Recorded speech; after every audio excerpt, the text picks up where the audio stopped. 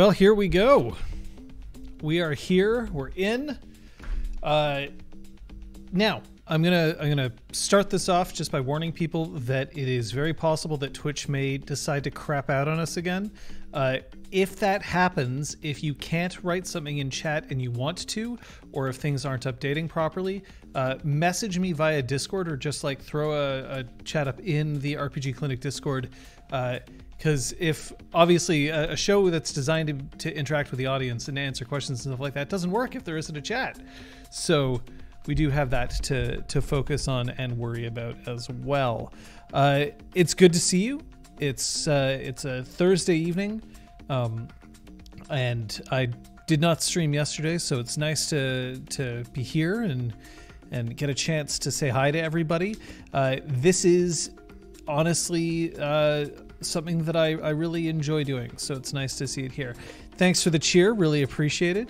And hey, that's what this whole show is about. So for people who aren't aware, who are new to Clinic Hours, this is where we just talk RPGs, live action role playing, tabletop role playing, online role playing, forum role playing, play by email, any of them. And it can be about systems, it can be about settings, it can be about etiquette, it can be no matter what. And while we do have topics that we cover specifically on Clinic Hours, feel free to ask any kinds of questions you like, and we can always see if we can accommodate them. Well. I do know that today we're going to be talking a lot about Exalted because of our upcoming campaign, which I am looking forward to. We're starting, I mean, session 0 was last Sunday. We're starting officially on Sunday, this Sunday, which we're very much looking forward to. So we are going to be talking about Exalted, but also later on in the stream after we're past our first initial questions, if we don't have any continuing conversations to bring up, then we'll be making some, thank you, Rock Pants. Unce indeed. We'll be making some evocations on stream. So I'm hyped for the new campaign. I'm hyped for the new campaign as well. I will be surprised, I will be surprised. I am surprised. There's a huge difference in the community interest for ExalTwitch Academy compared to Star Wars Reach. And that's not to say that I didn't enjoy doing Star Wars Reach and that I'm sorry that we did it. Obviously, I'm very happy we did. But it's nice to be coming back to Exalted, and it seems like a lot of people are really excited. So that's helpful for me anyway. Hey, the game mommy. I'm really hoping that it will be fun. So let's get on it. Let's answer a few questions. For moderators who are around, featured.chat is open and available, but we'll start with the crosshair, as the crosshair is first. Oh, and I got to adjust that. Take it as you will as you do. How difficult is it to run an Exalted game, taking into consideration the sheer metric fuckton of source materials? So first, let's just fix that featured chat so that it's not blowing up all over willy-nilly here. Let's just put that down here, and then I think maybe we can stretch it. Yeah, there we go. We'll put it like that. How difficult is it to run Exalted? So first things first, the difficulty of running any game has a certain kind of base difficulty, and while I don't think that difficulty is high as people think that it is, it's what I would call, it's got a low skill floor but a high skill ceiling. It is relatively easy to start running a game. All you have to do is just decide to go ahead and do it. If you want to be good at it, it just takes a lot of practice, but I don't think that I think a lot of people are nervous about running games, and it's honestly not like so impenetrable as you would have it believe. Don't believe that just because you're not Matt Mercer that you can't run a game. Matt Mercer runs his own game his own way, and yes, it's very impressive, and it's great for a certain subset of people who want to watch games, but it doesn't have to be your game. When it comes to Exalted, now, Exalted is a different beast entirely. part of the duties of running a game is also being aware of the mechanics. I'm lucky enough that when I run a game, I also have an audience that are keeping tabs on me. So if I forget something, I can always just toss a question out there, and someone in the audience is probably going to know the answer. Of course, the flip side of that is no matter what I say, if I make a mistake, someone is going to notice and possibly call me out on it. So there's some added difficulty there. Exalted is a relatively complicated crunch system. It is not as stupid as some. Stupid's probably the wrong word. It's been inflammatory, but it's not as complicated as some. And once you get the hang of it, it is quite powerful, and it is quite satisfying to play, and it creates some of the best combat that I've seen in role-playing. Specifically, its initiative-based, withering, decisive combat system is great for cinematic fights, but it isn't easy. I don't think that means that you shouldn't try it. I do think that you might not want to start with Exalted if you have other options that you're considering. There are other games that are a bit easier to start running, and other games that will hold your hand a lot better. D&D, as much as it's sort of like the joke that it's the common trope, D&D is one of those games that's pretty easy to pick up and run, because you can just also run other people's published adventures. And even if you're running your own adventures, the math is worked out for you already. So it has it happens. It is something that will be useful. Lord Wesley had a question, which we'll throw up here. Question for later is, do I think LARPs should have a natural end period, or can they be ongoing permanently? I assume here you mean LARPs as in a live-action role-playing game and not LARPs as in the web series. So for live-action role-playing games, I think that they can be ongoing. I don't know about permanently. I think that good stories have endings. And that you can end a story and start a new one. I think also for live action role playing, there's a very specific kind of problem that you can run into, especially if you have. Thank you for the subscription, Zesty. It's appreciated. I do think that you can run into some issues where some people are so entrenched in the game's systems or story that it becomes difficult for new players to break in. So I'm not saying that it's impossible to run a long-running LARP. I do think, however, that it's not necessarily a bad idea to consider ending one chapter and starting a new one. The LARPs that I've run often had no set end period, but we usually tried to give people warning, like, we're planning on ending the game in the next few months or weeks. To give people a chance to wrap up their storylines. The worst is games that peter out without an ending. So that's another reason why I recommend endings. Endings are good. We like endings. That's really kind of what I feel about any role-playing game. Ongoing is fine, but make sure that you have a plan for ending, especially if ending and restarting is a good idea. So, yeah, I've heard the phrase old guard a few times with regard to larger LARPs. It is a problem. And the problem is that a lot of veterans don't see it as a problem.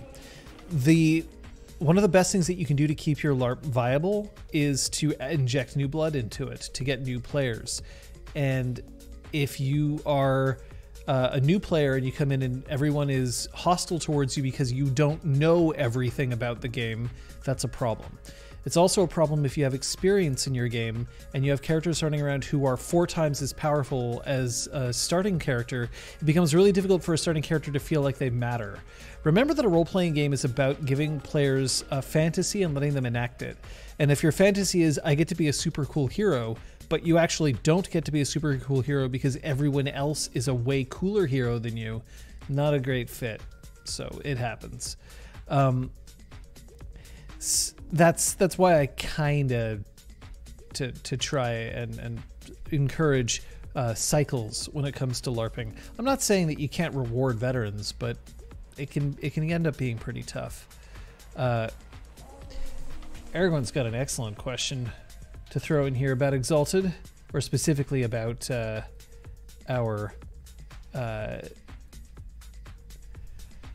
ExalTwitch Academy. Combat is notoriously slow in almost every system. This is set in a military school that has an emphasis on battle. Do I have plans to run alternate approaches to combat simulations versus an actual fight?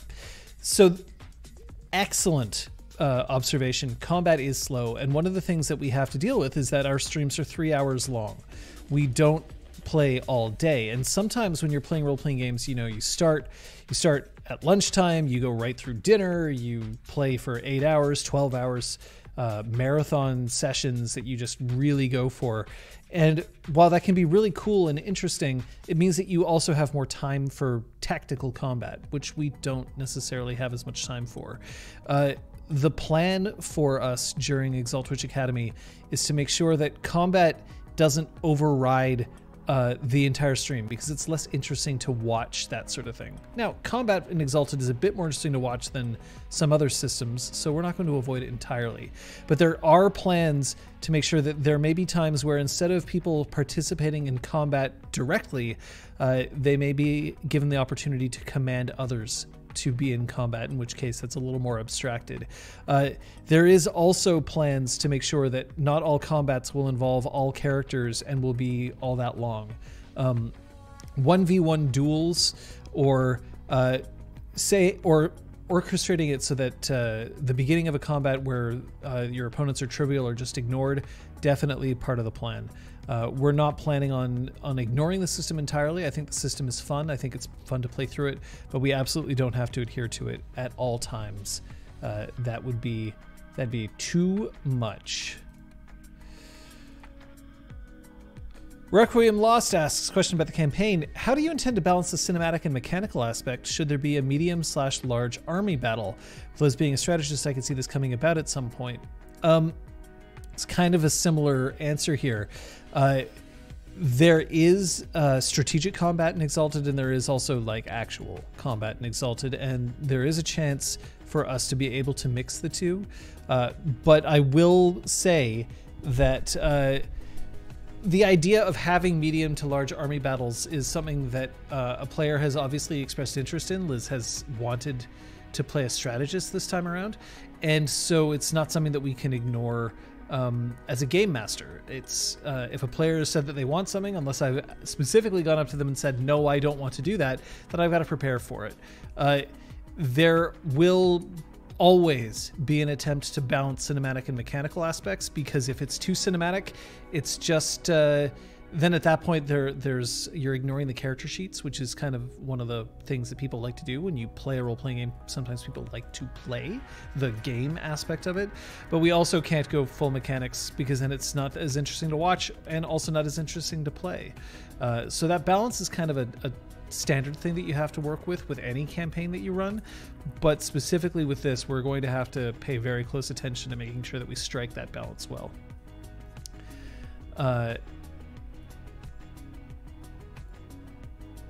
I just asked a question for later. I am historically a storyteller for written games, where I have basically all the time in the world to respond and consider and search tools to keep me from making canon mistakes. I find I have more trouble in real-time voice games, where I often mispace scenes and screw up characterization, screw up canon. Any tips for dealing with this? Accept that you're going to make mistakes. You're going to screw up. It's kind of the part of the deal with it's kind of the part of the deal with running games, is that you're going to make mistakes. Written games, you kind of have more time, right? But that's also the sort of thing that in a written game, you can take time to consider your character's response, and you can sound super cool. And also, to a certain degree, you run into a problem where somebody will write 700 words as a response, which means that the character just starts talking and nobody gets a word in edgewise, which can be a real bummer. But in terms of mispacing scenes and screwing up characterization and stuff like that, some of it comes with practice, but I would also say that you just need to make sure that everyone understands that it's not the same kind of game, that mistakes may be made, and that you may have to correct for those mistakes later on. I mean, hell, in session 0 for ExalTwitch Academy, I straight up mischaracterized the weapon that I handed Gale Whispered. I said that it was green jade, and it wasn't. It's absolutely not green jade at all. It's blue. I made that mistake. And then afterwards I was like, right, that's actually an important thing that I need to pay attention to. The color of the artifact makes a difference. So I had to retcon it, and that's the way it is. You just have to accept that those mistakes will happen and then trust that your players will be kind enough to forgive you for them. Because trust me, they'll make mistakes too. So it's a thing to keep in mind. At any rate. Something that people did point out earlier on is that the Exalted does specifically have statements in the book that says sometimes just don't use the system, and that is important to keep in mind. Sometimes we are going to be running combat, and I will ignore the system, or I'll have people just do a single roll and move on. It's just not worth busting out the entire combat system for things that are trivial in nature. So we'll work with that. With this fancy overlay, I'm gonna have to get a proper avatar. It'll help. It'll help. So Gilad Good asks, when planning a campaign, how much planning do I do in advance and how much only comes into being after seeing the PCs and their stories, interests, and goals? I plan very little in advance, but that's my style of GMing. I'm very improvisational when it comes to my games. I tend to think of themes that I want to explore, or I come up with ideas for things that I want to see, and then I let the players grab the reins of the story and then move forward with that. There is a balance that you have to strike, and you also have to think about, like, what do I want to see, right? My opinion and my enjoyment is just as valid as anyone else's at the table, but I tend not to do as much preparation as all that. Now, for Exalted, you do have to do some. It is important for a campaign that's focused around a central location like a school. There needs to be some preparation. Or you have to just be very good at improvisation to be able to create a fully fleshed roster of people right off the bat. So, but in general, I don't like to prepare in advance, because then I feel like the story is being constrained by what I want, or I risk railroading my players, and I don't want to do that. So that's a thing to keep in mind. But that's my way of running games. I'm not claiming that it's the best.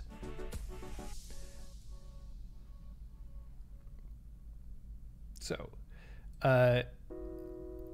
Lord Wesley says, big one for me. I currently play a morally questionable character in the evil faction, yet I always end up reverting to being nice and kind because that's a character I want nice and wanting to be helpful. How do you get over that? Just practice? Why do you need to get over that? Play what you want to play. I admit that this can run into an issue if everybody else at the table is like, but we're glad being super evil, and why do you have to always not be super evil? And that can be an issue, I admit. But if it's something that you enjoy playing, if it's the kind of character that you want to play, don't resist that urge. Go into it. And as much as I usually try to encourage players to, like, stretch your wings, try different things. You don't always have to play the same kind of character over and over again. I also recognize that if that's what makes you happy, go ahead and do it. I don't necessarily think that this is also all that uncommon. If you are playing a morally questionable character who wants to do right, that's because, or if you want the character eventually to do right, then that's because that's part of, like, the fantasy of a lot of stories that come out, right? Like, anti-heroes are still heroes in the end. So I don't necessarily think that it's something that you need to discard. And that is something that I would hold on to. If it's something that's really important to you. Now, if you really do want to get practice on playing evil characters and all that, run games. Run games, because then you have to play the antagonists. And it's a bit easier because then you're playing an antagonist to support the protagonist's story. And so therefore you get to be evil, but you also get to ensure that good in the end gets to have its say. So that's one way to do it. The other way that I would do it is that if you find that you are continually wanting something and you have to keep pushing away from it, take that as a sign that it might not be the game for you. It's okay. Sometimes games don't work out. Sometimes you start playing in a game and it doesn't end up being the kind of game that really clicks with you. You are not doing anybody any favors by staying in a game that you wish you weren't in. It's okay to leave games. It's okay to quit. That is totally fine. We're just getting through these questions quickly. So I will ask, of course, that if anybody has any major comments that I'm missing, then we'll throw that into featured chats so that I see it later.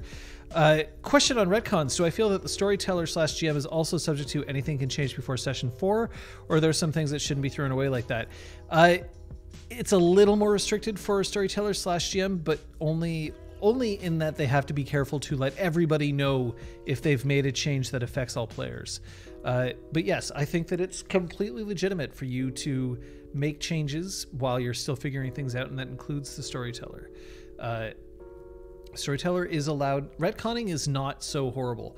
Retconning is horrible if you're doing it awkwardly, if you're doing it for no good reason, or if you're doing it in such a way that it also negatively impacts other people. But often retcons are really useful, saying like, you know what, I know that I said that this was taking place in 1985, but I realized that in 1985 they didn't have access to this certain technology, so we're going to retcon and say that this technology is available in that year. Or alternately, we'll retcon it and say that it's taking place in 1989 instead. Totally fine, and I don't think it's a bad thing to retcon.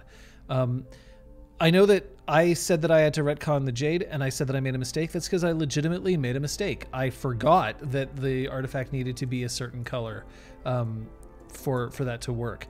It's okay to admit mistakes. You don't necessarily have to say, no, I retconned it, so it wasn't a mistake to begin with. It's a mistake, and I retconned the mistake.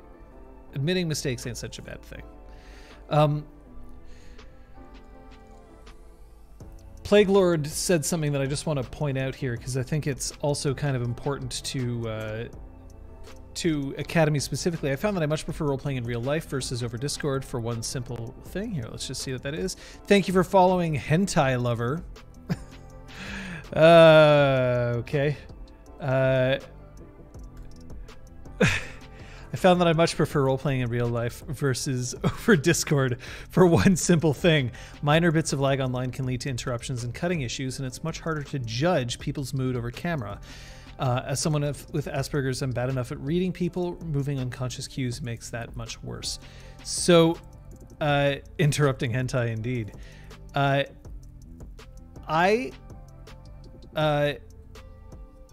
The Game Mommy just said that it's featured.chat is the website that we use. So for this, I agree that I much prefer running games in person. Running games with the lag that is introduced with video conferencing software or even over telephone adds a layer of difficulty to it, and it is noticeable.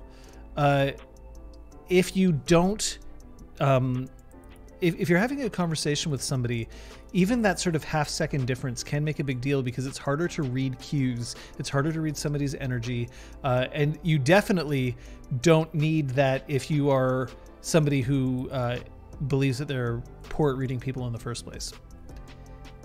We prefer to play in person. We can't. We are in lockdown currently, and also Quebec has recently announced that starting on Saturday, we're entering 4 weeks of even more increased super ultra mega lockdown, which includes curfews and all that. So we will not be playing together for at least a month, but it's probably going to be longer than that. It's unfortunate, and we would prefer that we didn't have to, but it's what we'll do for now, because otherwise the answer is there's no gaming. So that's kind of what we have to put up with. It's too bad, and it's especially too bad because it makes our tech more complicated. We would sound a lot better and we would look a lot better if we were all in the same location, but it's just not always possible. And so we're doing the best that we can with what we have right now. We'll try to get back together again as soon as it's safe to do so.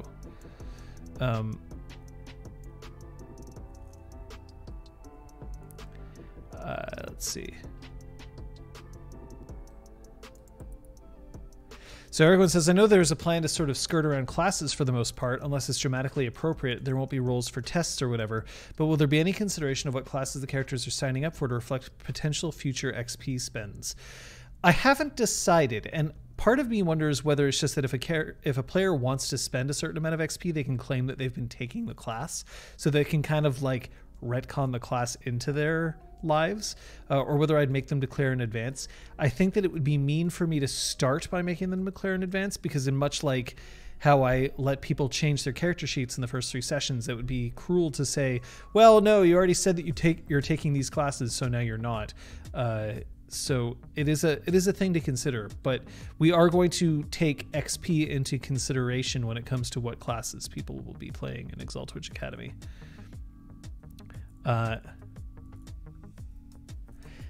Plague Lord, we're lucky enough, just while you've mentioned the wide camera, we're lucky enough that we started using a single Logitech C920 pointed in my direction and a C920 pointed in another direction. And let me tell you, having 2 C920s does not work well, or at least it didn't back then.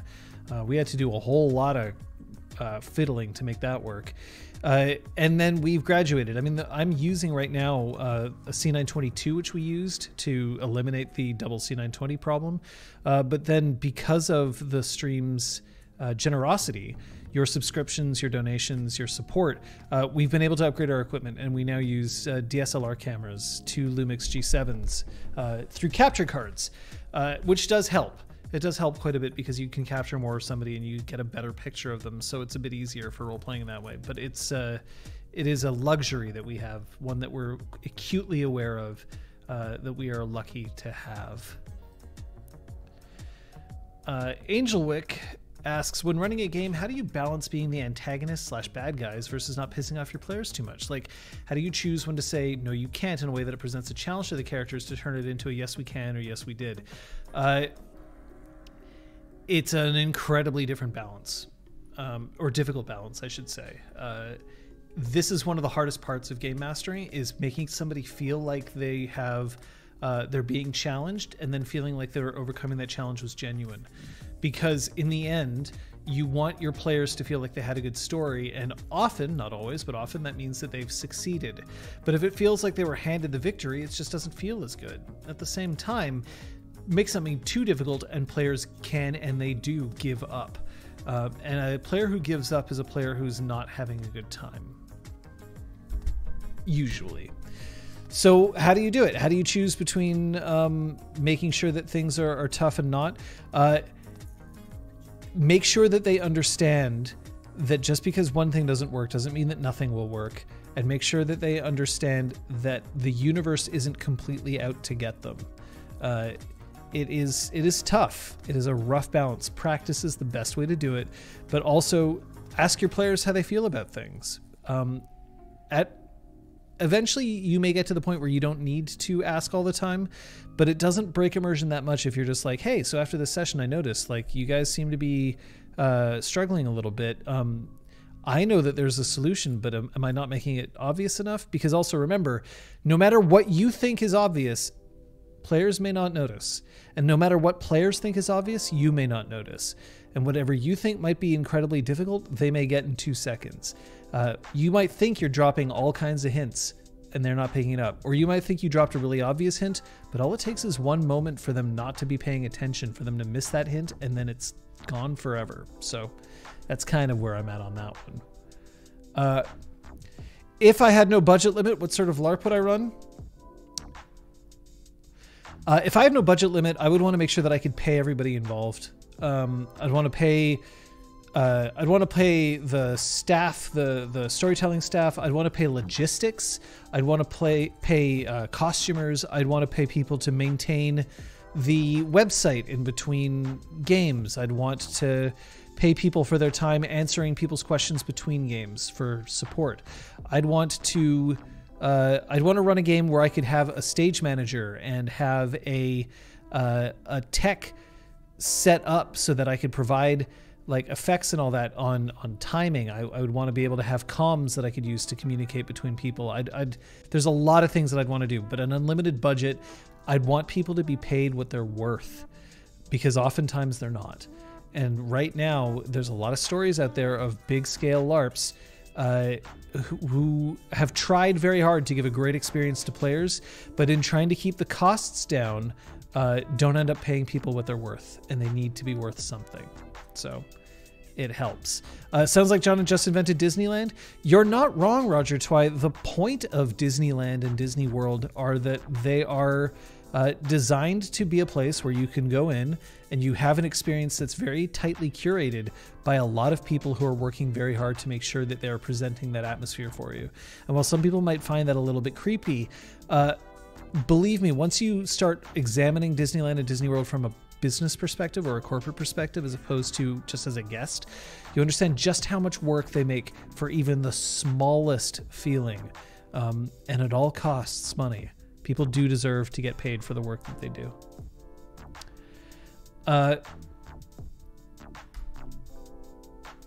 How would you implement a sentient item in such a way that the PCs don't feel like it's an NPC babysitter or a talking head? We will get into that because we're going to be talking about exalted artifacts later on, and some artifacts are indeed sentient, or at the very least can carry on conversations. A sentient item is an NPC. So you follow the same rules that all NPCs do. Give them personality, give them an opportunity to stand out, give players the opportunity to engage with them and interact with them as opposed to just listening to them, and give them faults and flaws and quirks and hopes and dreams and aspirations and hates and loves. They need all of these things to be a character, but they are an NPC. Treat them like that.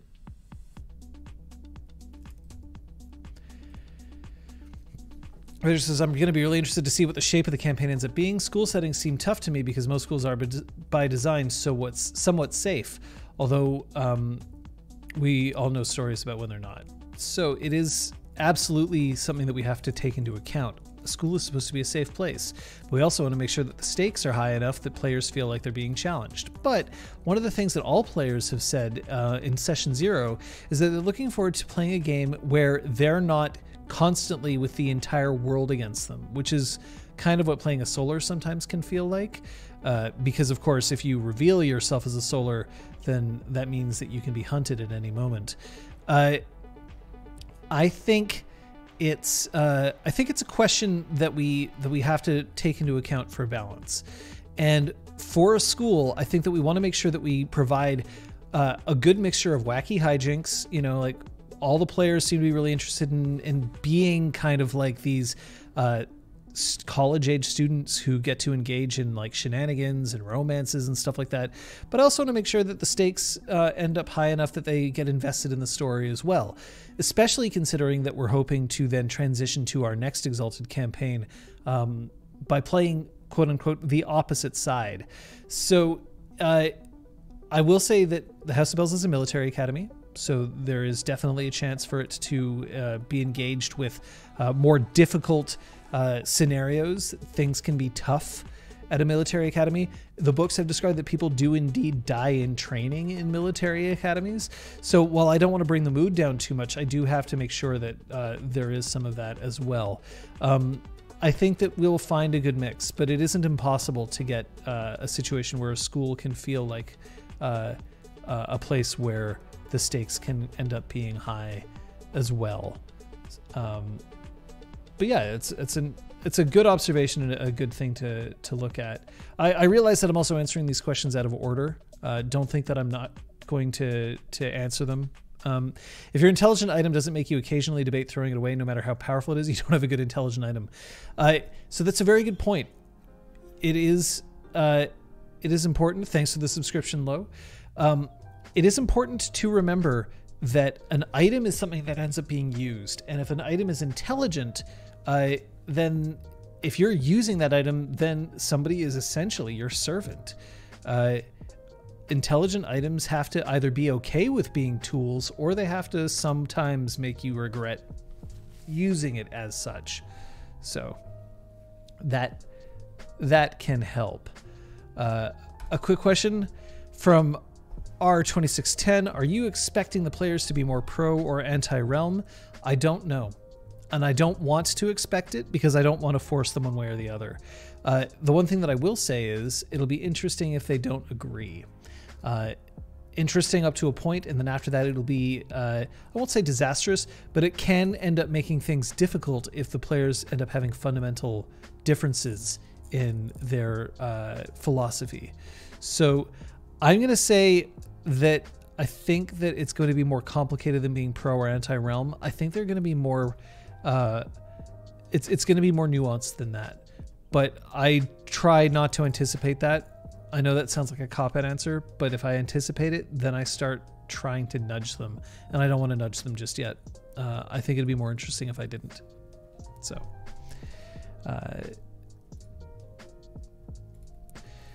question: how do you handle situations where the character should know a lot more about some in-world thing than the player or DM actually knows? If that's the case, first of all, I'll remind you that most people who play role-playing games are not world-class weightlifters, Olympic gymnasts, Ironman triathletes, supermodels. Characters are exceptional. They're larger than life, and they often in role-playing games are way more skilled, powerful, attractive, whatever, than a normal human is. So when somebody has a high intelligence or knows about a subject and then the player doesn't, it's important that everybody keeps in mind that this is par for the course for basically everything. I can't lift 500 pounds over my head, but I've played a character who can, and I don't actually understand organic chemistry as much as I'd like, but I've played a character who's been a medical doctor, and that means that they've taken several semesters of organic chem. I managed one and I hated it. So it's what I would do is make sure that you follow the same kind of rules that you do in terms of any kind of part of the game. Make a ruling. If you have to change that ruling later, do so. But if you don't necessarily know as much about it as a player does, and the player starts being obnoxious about correcting you, then that's something to just talk about with the player. You don't deserve to get busted on because you don't happen to know as much about one particular topic as anybody else. Wikipedia can be your friend, but I would also just urge you, it's okay to be cinematic, it's okay to make mistakes, and it's okay to gloss over things. In the interest of story, being 100% accurate isn't always that important. So there is that. Crosshair says, I actually thought of an artifact for my first exalted Dragon-Blooded character, a dagger that always finds its way back to the character no matter what, eventually, just not sure if it would work with the game rules. Any ideas? So there's already artifacts that immediately bounce back to your hand. Gale Whispered Infinite Chakram is a throwing weapon that as soon as it's tossed, it will return to her hand. Now, I assume that what you're talking about is an artifact that just naturally finds its way back to its owner. The only game rule that I think that or system that I would want you to take into account is there a way for that artifact to change hands, for somebody else to hold on to the artifact, for it to gain a new owner? Because if not, then it can be frustrating for a player to see an artifact, want it, and then realize they can never have it because it will always leave. But there is, in fact, not only is there nothing wrong with that in terms of game systems or rules, there are several artifacts detailed in the books, especially in Arms of the Chosen, which specifically say these tend to be fated to find their way into X, or towards a certain kind of person, or even twin artifacts that find their way towards each other. In Exalted, fate is a very real concept that can be manipulated and affected, so I wouldn't worry about that. That is the kind of thing that you can totally have. Just remember that if it's a dagger that always eventually gets back to you no matter what you are saying is an absolute, and absolutes can open up problems, especially in gaming. Saying something always does this can be exploited. So just be careful. I'm not saying that it's not a bad thing, and there are absolutes that absolutely do work in the context of games, even in storyteller games. Just be careful that it can't be abused.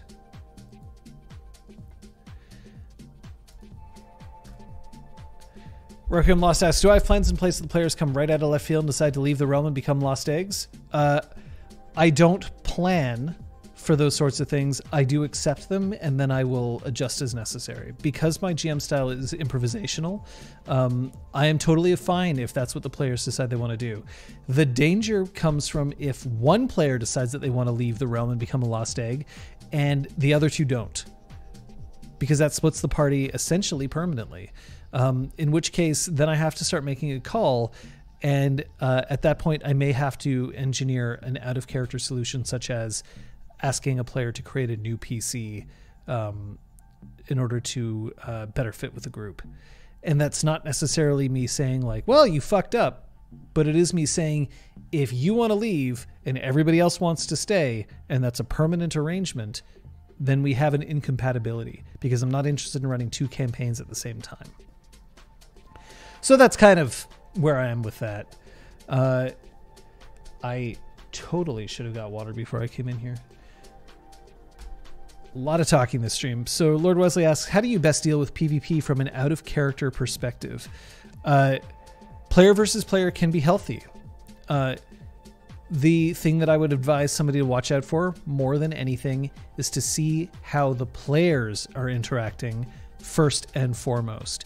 If it starts getting snipey, if it starts getting snarly, if the players start taking this out of character too seriously, or if it starts affecting their relationship, or if their pre-existing relationship is the reason for there being PvP, that's got to stop right the fuck away. It is not fun dealing with relationship drama being played out in the middle of a game. And if 2 players cannot play against each other in a way that's kind, in much the same way that, look, if you every time you sit down to play Monopoly with your family, everybody ends up shouting at each other and nobody has any fun, and somebody flips the table 2 hours into the game and everybody goes to bed mad, then you shouldn't play Monopoly. In the same vein, if all of your players are playing in a role-playing context and they can't play nicely with each other, huge problem. That's a huge problem. And they just shouldn't be allowed to play that way. I have no trouble telling somebody, sorry, you can't do this. We have to stop because it's getting out of hand, out of character. And look, I ask for water and I receive water. I'm the luckiest person.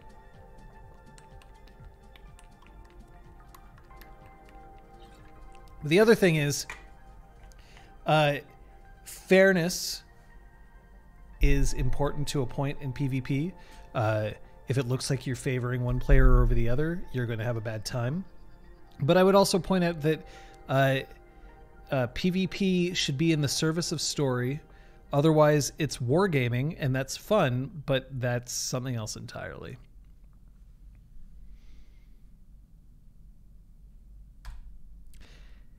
Have you tried subcontracting out certain NPCs to players who don't have their own character in a scene? What do I think of it? It depends on the game, and it depends on the system. I have considered it, but in general, I use it for special events, but beyond that, I don't. And the reason why is that I want players to pay attention to the game and not think about themselves all the time. Thank you for that, Angel Wick. That's appreciated. Water is indeed great. It's if for instance, if I have 3 players in my game and there's a scene that involves one player and I'm like, I really want this to be a special moment, so I'm going to contract the other 2 players, I'm going to give them NPCs, I'm going to get them set up for it. I want that to feel like it's a big special moment for that player. But in general, if I use it, then that means that people are focusing on the next time they get to talk, the next time they get to do something, and they stop paying attention to the story as a whole. And I don't want that. I want the players to be invested in each other. I want them to be invested in each other's stories and not just invested into the next time that they get to do something. I'm not even saying that because they're selfish. I just mean, like, if you have a role to play, then you're focused on playing that role well. And maybe I don't want you to have that focus. I have I have had some great success in subcontracting at NPCs in individual locations where I thought that it was going to be interesting or fun. And I have also subcontracted out NPCs to people who I trust from outside the game, but I do it in a very limited fashion. I don't like doing it often. It is something that I am conscious of, because every single time that I subcontract out, I am also relinquishing some creative control. In some systems, that's by design. And in some systems, relinquishing control means that I lose control of pacing. It's not about me always needing to be right or me telling the story that I want to tell. But if I stop, if I lose control of the pacing of a game, then that can be difficult. That's one of my jobs as a storyteller, to make sure that things keep moving at a proper pace, that scenes that need time get the time that they need, and that things that don't need the time move forward quickly. So, Arif Coast, Chiaroscuro Beaches, or Wavecrest Archipelago? Aragorn wants a beach episode. I don't know. I think that honestly, maybe we'll just do all three. We'll do a tour. We'll go around the world. Beach episodes are great fun, and believe me, we'll most likely see at least one in ExalTwitch Academy. It seems like it's perfect for the kind of theme that we're trying to set with the game, where in and among being a demigod of wonderful status and with crushing responsibility, there's also cute boys that need to get kissed. So, you know, there's that. Ski trip. Yeah, there's that. There's that too.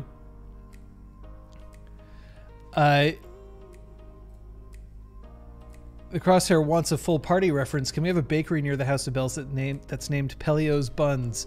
Maybe.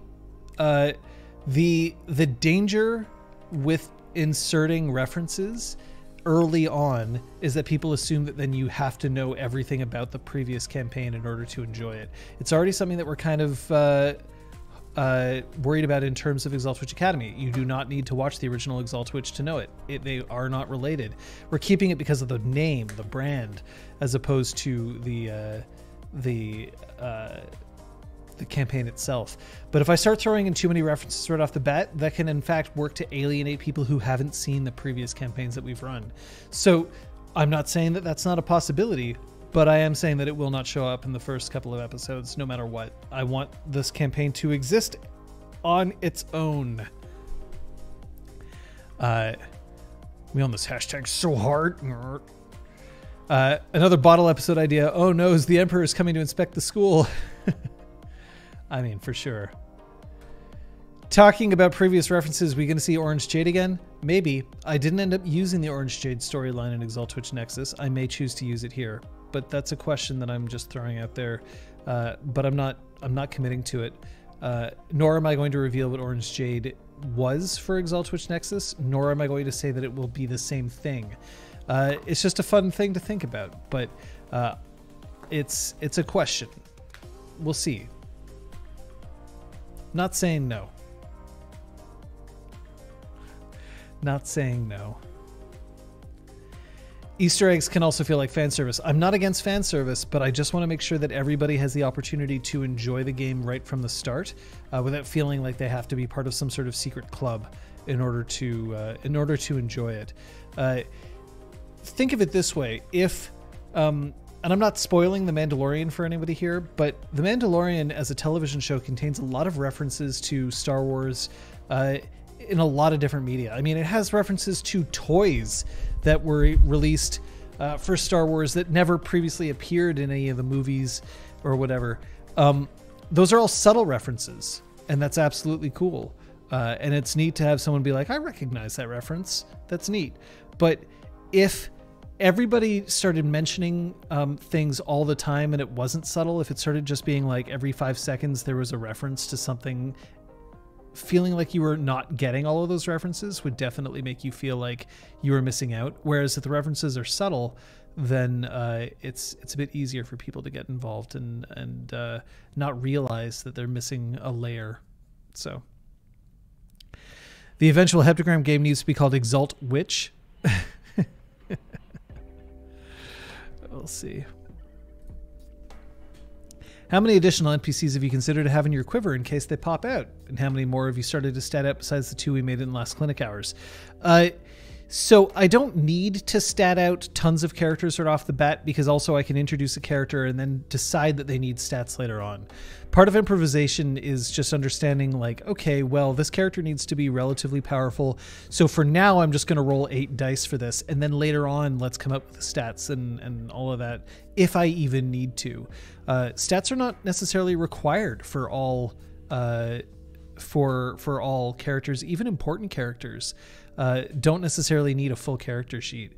And that's... So I have ideas for NPCs, and the players are going to be getting a rundown of certain NPCs that they should know about beforehand going in. But there isn't a ton, because I try to avoid doing too much preparation for this sort of thing right off the bat. I want to make sure that players have the flexibility to go where they want.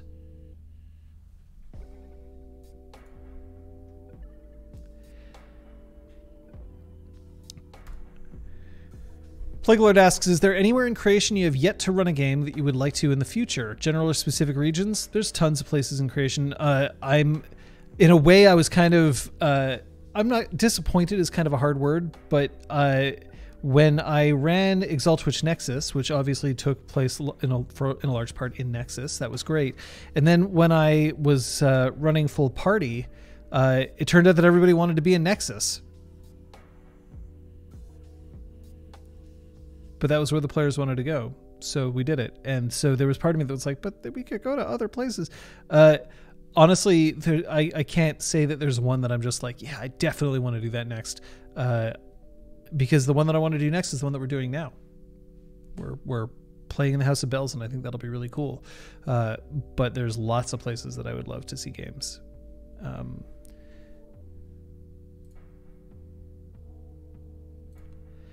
Angelwick says, I've made references to ExalTwitch Nexus in my own game, but in a way that I don't spoil anything for the story except for who lives and who dies, but not how they die.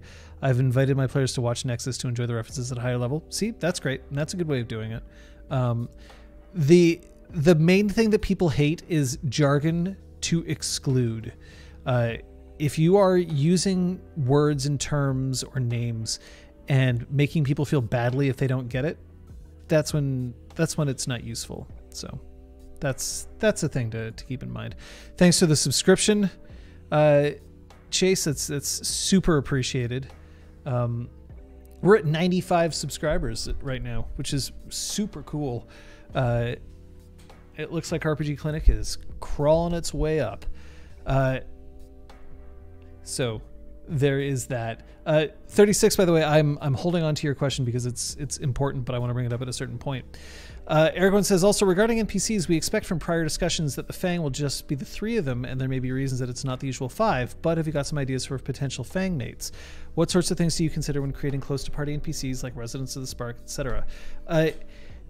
A couple of things. First, I try to make sure that no recurring NPC that the players are going to try to hold close or introduce into the party can outshine a PC in areas that they want to spotlight in. So I would not want to provide an NPC who is quite obviously better than Gale at strategizing, or better at being a tank than Aresta. Rivals are okay. You know, somebody who can that's a bit more complicated, but somebody who can challenge somebody, that's okay, but completely outshining, no good.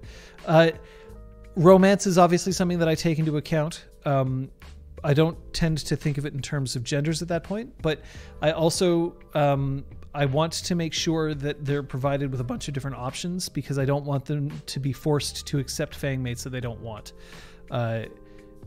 Or rather, I don't want them to be forced to accept Fang mates and then just feel like they have to like them. It's fine if they are supposed to not like their Fang mates, but it sucks if you're just like, yep, this is the NPC that I want to play. GM PCs are difficult and dangerous sometimes, because it's very tempting to then just be like, well, this is my opportunity to play the character that I've wanted to play. But if you're treating them like a PC, then you are not giving the due attention that PCs deserve, in my opinion. I do have some ideas for fangmates. I do have some ideas for people that they may choose to recruit in the future. But it is a difficult thing to say right away, because it's going to spoil some of the conceit of the game, which will hopefully become clear in the first couple of sessions. Gender's boring anyway. Creative Chameleon. Yep. Absolutely. To a certain extent, like, people are totally allowed to have their preferences and all that, and it's interesting to present people from across a spectrum. Yeah, thinking like, I have never ever in the history of RPGClinic thought I'm going to introduce this character as a love interest for this person because they have specifically said this is the kind of person they're interested in. Like if somebody's like, yeah, this character is straight, I don't think, well, then I have to come up with a lady for this guy to be interested in because said he was straight. I don't think of it in terms of that. I present characters. The characters are fleshed individuals, and then if there seem to be sparks, then I pursue. That's kind of more interesting for that. Let's see. Oh, getting a bunch more questions in here. So I'm actually going to call this up, but then I'm going to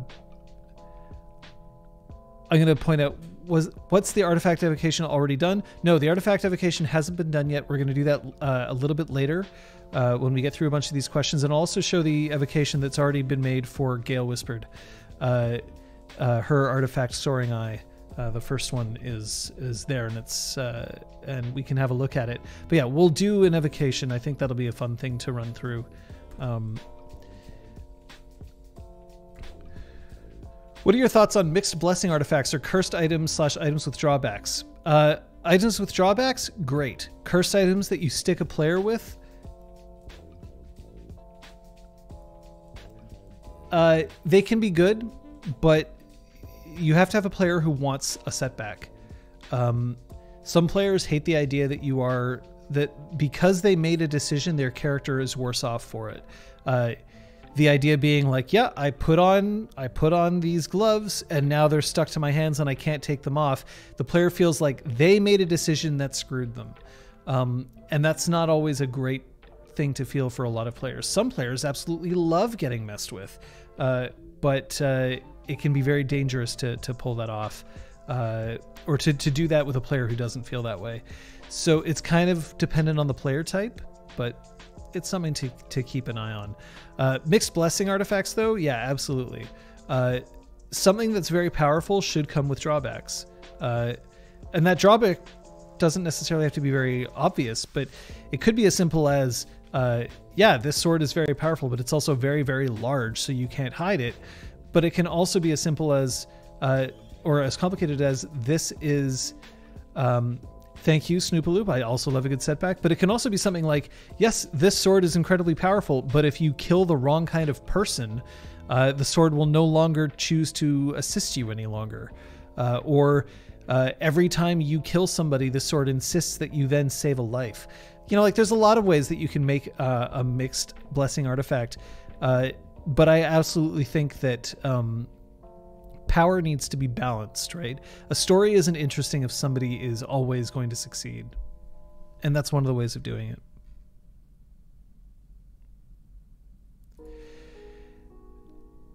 This is an easy question for me, generally, but also specific to this game. Are you a map-making GM? What do you think of the process? I am not a map-making GM.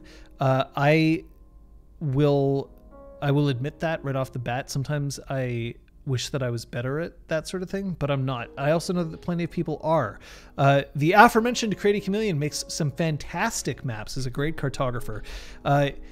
One of my players really enjoys modeling spaces and creating them in 3D. These are all things that I want to encourage. Just because I'm not into making maps doesn't mean that I don't think that maps aren't a cool thing to involve.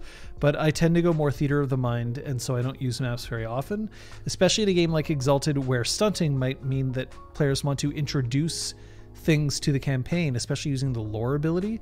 In Exalted, a character can use an ability called lore to establish facts about the universe, basically saying my character knows this, not because the GM told you so, but because the player's like, I want to establish that this is a real thing that happens in this universe. And if you make a map in advance, sometimes it's hard for them to then add on to that. So I typically don't. I do think that they're great. And I think that it's absolutely something that's super cool.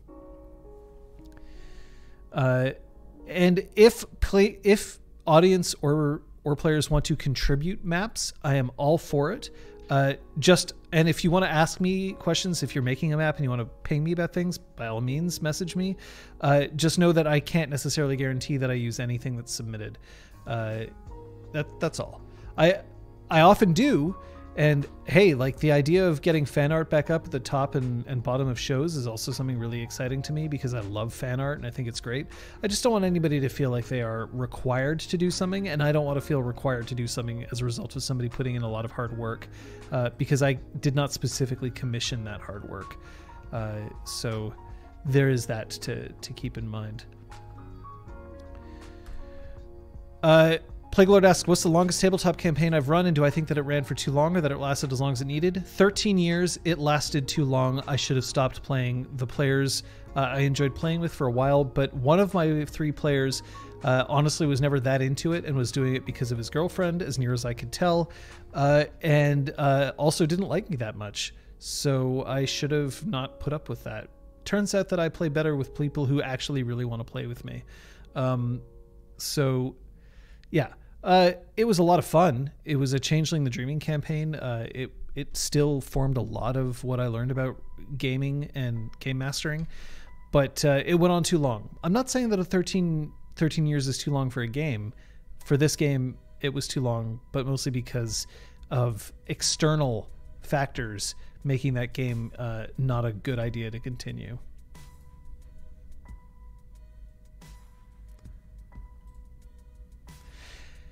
Silhouette of a Dawn asks, have I ever run a solar/lunar game on the Isle? In past editions, I feel it would have been frustrating, but with the expansiveness of the Isle this time around, I feel it would be kind of amazing. I think it'd be interesting, and I would be down to potentially investigate that, because if we do end up running Exalted Essence in the same universe as this one, it might actually happen. So we'll see. For people who don't know, the Blessed Isle is kind of like the heart of the realm. It's where there's a huge concentration of Dragon-Blooded, which means all the other Exalts are kind of persona non grata. If they show up and they become revealed, then they probably get the Wild Hunt sicked on them. So it would be a delicate balance, but I think that it could be a really interesting thing, especially that now the Isle isn't quite so hyper deadly as it was before.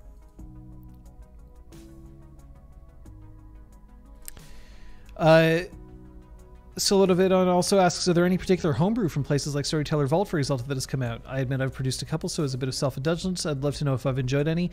I will have to admit right here, I have not really done a whole lot of looking through the Storyteller Vault for homebrew. And that's not to say that I won't, but the thing is that I'm also a game designer by trade, so a lot of the games that I make, if there's homebrew, I'm probably going to be the one to make it. Just because it's my job and it's good practice for my job. But I'm not saying that I won't. The other thing is that also there's a certain limit to how much I can afford to purchase in terms of materials. So there's that. I'm not saying no. And there might be a time that I'll be able to go through and have a look. And there have been some people who've quite generously offered their materials for us to have a look at, and that's always appreciated. We always love hearing that, but we can't guarantee anything just because obviously we do have while our audience is small and mighty, and I really love our audience, it is still a lot of people, and I don't necessarily want to be able to promise things because I can't promise that to everybody. But by all means, if you have something that you want to shout out, by all means, shout it out. You have permission to shout out your stuff right now if you wish.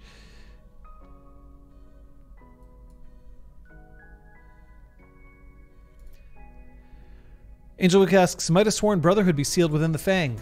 Completely up to the players. A sworn brotherhood would be the equivalent of like a motley in Changeling or a coterie in Vampire or a circle for Solars. it's a very cool thing. It's basically a group of people affirming to themselves through an oath that actually has a certain amount of consequence that they're together through thick and thin. And I think that'd be neat if it happens in an organic fashion, but it's going to be up to the players themselves. I will not try to force it at all. It's the sort of thing that is a lot better when it's earned naturally. Working Lost asks, would an NPC made specifically to fill a niche that the other players lack in, such as crafting, or would that be walking a very thin line in your opinion? I'm not necessarily against it, but I also know that there are reasons why players have weaknesses, and I don't necessarily want to fill all those weaknesses for them. Sometimes it can be really handy, but other times it can be very, very annoying to then be like, they always have an answer for everything because they just know so many people that they can go to the person who has the skill set that they need at that particular moment and say, you do this for me. And then it happens. So it's a question. If I want a niche filled, I will fill it for them. If I want a weakness to remain, I won't. And there will be some weaknesses that I want them to have. But there's also things like you mentioned crafting, for instance. Crafting in Exalted 3rd Edition is quite clunky. It's quite complicated. In a way, there's part of me that would prefer that they deal with NPCs for crafting. I'm not against players taking crafting, but I did make it clear to them that if they wanted to take it, that we'd have to have a conversation about exactly what rules we were going to use. And it's a bit easier for me to abstract it if it's an NPC. But I try not to create characters with the eye of saying, well, this will shore up a weakness in their group, because those weaknesses are there for a reason.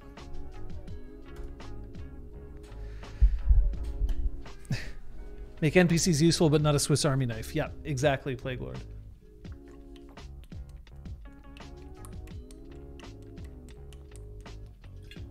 We will hydrate to avoid the inevitable dihydrate. Pearly Whirly asks a great question. Exigents, awesome or amazing? Stupendous. I love exigents. I love the concept of them. Exigents are exalted. So the exalted in the game Exalted, those who are exalted are essentially given a spark of exaltation from a patron of theirs, a god. So the Solars are the exalts of the unconquered sun. Lunars are of Luna. The Dragon-Blooded are of the terrestrial dragons. The Sidereals are of the 5 maidens of fate. But exigents are of smaller gods who may only have 1 or 2 exalted in the entire creation itself. And I think that's a really interesting mechanic, and it's a way to make things cool. I am looking forward to the official rules on it, especially when it comes to player characters. Essence, I know, will have that ability, and I know that there's other upcoming supplements to allow for that. But so far, I kind of didn't want a player to be an exigent because it's a lot of homebrewing to make that work, and there's only so much homebrewing that I'm willing to put up with at this stage.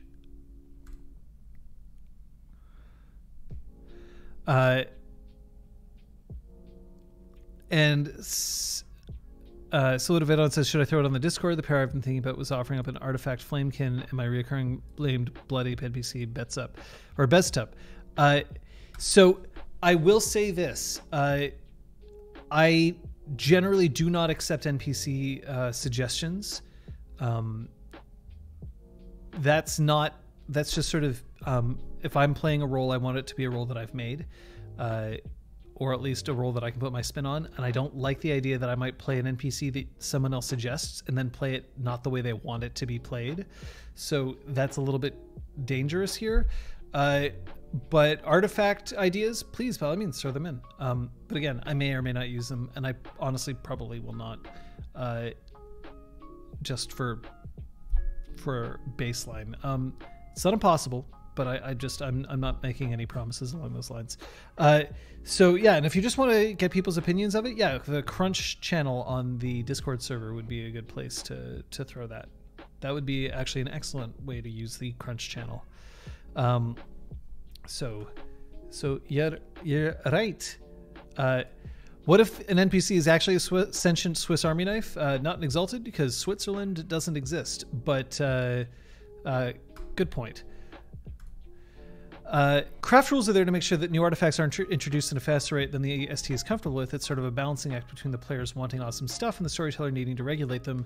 If the balance isn't working, either because the players are raking in resources or because they're taking forever, it should change. So absolutely, and I totally understand why they made these rules.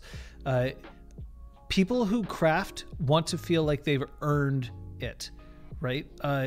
There's players who craft because they want access to the coolest shit, and they can just say, hey, if I can make the coolest shit, then I don't have to search for it.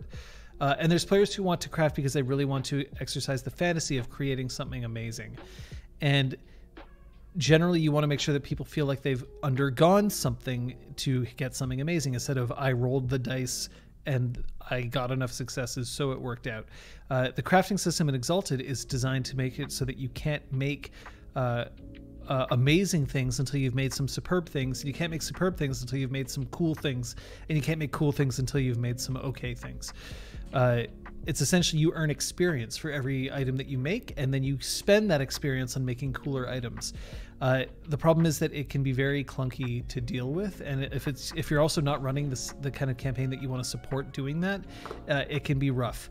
The idea is also that you can't that it slows down this sort of progression, so you can't kind of instantly say, well, now every character has artifact armor, artifact weapons, artifacts coming out of their eyeballs, and that is completely good. When a game becomes an arms race, things get pretty lame pretty fast, and I've seen it happen in games that I've run, in LARPs that I've run, and it sucks.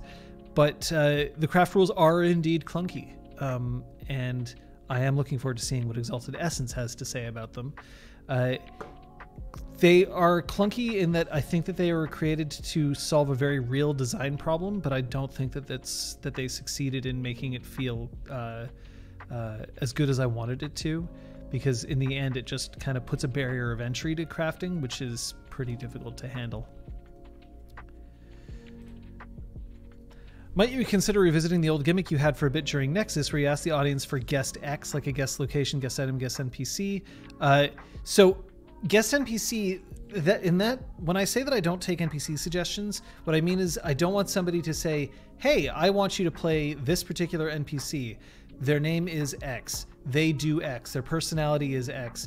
If you define an NPC totally, especially if it's like play an NPC that is a character that I previously played, that's when I don't want to do it. The idea of saying like, hey, can you bring in like for a guest NPC, I would love to see a lunar show up. Well, that's something that I can potentially do. May I revisit the old gimmick? Maybe. We'll see. Audience engagement is something that I'd like to see. We do have some ideas for audience engagement that I'm hoping will be cool, but we'll see how that pans out. We'll see what we can do with the initial ideas that I have first, and then moving on from that. But guest X might be a thing. It is absolutely a thing that would be cool. Pearly Whirly has an interesting observation. Exalted 3rd Edition is a mechanically intensive system. When I play mechanically intensive games, I feel pressure to optimize, because if I want to be the puncher, I better be the best puncher I can be. If I'm not the only one that does this, how can we lessen that burden? Feel free to tie into not making NPCs that show up the player and maintaining character identity. Okay, so first of all, I think that we have to also preface this by saying it's okay to try to maximize a character. The idea of being like, I want to see if I can do something cool with this system and make something that's really interesting is not a bad instinct. What's a bad instinct is when you try to make a character that can solve all problems somehow. Because if they're like, well, if I can't use my charisma here, then I have this, and this to make up for it. You can't shore up every single weakness. And if you are somebody who's made a character who has broken the system, then I hope you understand that I will unbreak that system pretty damn fast, because it's no fun if you just always win all the time. Now, that being said, the pressure to optimize is very real. And I do want to make sure that players acknowledge that if you figured out how to do something in a system, don't be surprised if that means that I have also figured out how to do it in a system. If you have decided that you're going to make a character that starts with Dexterity 5 and Melee 5, totally okay. And in Exalted, even more so than other World of Darkness games, that is completely fine. But then don't be shocked when I present you with a character who has Dexterity 5 and Melee 5. You don't automatically get to be the best just because you decided that you were the best. Besides, I want you to earn being the best as opposed to just deciding that you're the best. So it is a thing that to keep in mind. But in general, I don't want to create an NPC just to show up a PC. I like to create rivals, not out spotlight someone. And if I am out spotlighting someone, it's because I want the players to aspire as opposed to feel like they've been cheated. So. Wait, but you're the one who told me to buy up to 5 and things. So I very specifically just said in Exalted, more so than in other World of Darkness games, 5s are totally fine. And even in other World of Darkness games, 5s are still fine. But what I don't want a player to do is create a character with a 5 in something and then expect that they will never encounter somebody else with a 5 because they want to be the best at something. That is something that I don't want to encourage. The concept of somebody saying, my character concept is I want to be the best gunfighter in the entire world. To me, I would say you want to become the best gunfighter in the entire world. Okay, that might be something that we can look at. But if you say, I want to be the best gunfighter in the entire world, I'm not okay with that. It's not fair that you get to declare that you're the best at something and then get upset if you encounter a challenger. Because then also if you're never challenged, you never appreciate what you have. So that's where I draw the line, is that you can create a character who has a pool of 10. Fantastic. But that doesn't mean that I don't get to create a character who has a pool of 10 or even 11 or 12 if I so choose. That's up to me and my dictation of the pacing of the game.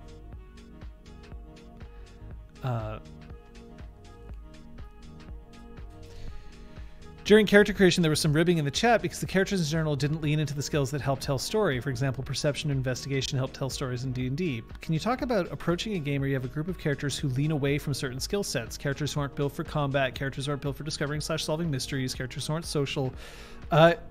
So I do like characters who have defined weaknesses. And I definitely don't want to tell players, you must be good at X, Y, and Z. But sometimes it is kind of a necessity. I will tell players, for instance, in Exalted, especially if you're playing in the House of Bells, if your character can't fight at all, then first off, during fights, you'll have nothing to do, which can be, and you'll get players who'll be like, yeah, that's fine, no problem. I'll find ways to make that fun. And then they don't. And then they just get annoyed, or then they start deliberately avoiding combat as much as possible, in which case you have a disparity because you have some players who really want combat and some players who really don't want combat, and you can't please them both. So there are ways that sometimes I will say you need to come up with compromises. But characters who leaning away from certain skill sets is completely fine. I mean, the idea that no one had crafts in ExalTwitch Nexus, totally fine. And it meant that if something broke, then they had to rely on somebody else to fix it. Also completely fine. But that's kind of not an issue for me if people don't lean into certain skills. The thing that I don't want is for 2 players to be super optimized and 1 player to not be, and then have that 3rd player who isn't optimized feel like for some reason they're not as good at the game. So depending on a player's goals, I may nudge them one direction or the other in order to help them out. Because if we're playing a combat heavy game and 2 players are making characters that are very well statted out for combat and have made excellent choices for charms and weapons and all that, and then we have 1 player who's like, yeah, well, I thought that maybe I'd only start with Dexterity 2 and Brawl 2 and we'll see where I go from there. And then knowing that the game is going to be combat all the time and this character is just always going to be terrible at it, I will try to encourage them from the beginning to make the choices that will help them enjoy more of the game.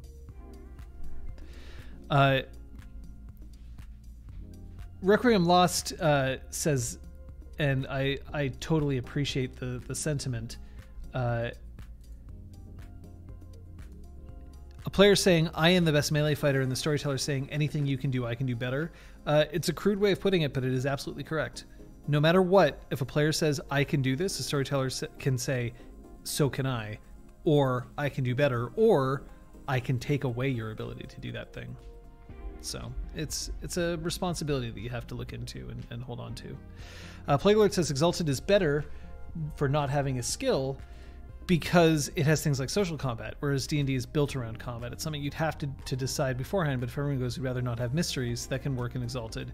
Yeah, to a certain extent, but also there's enough experience being handed out in the game that if somebody has a weakness that they want to shore up, they'll be able to.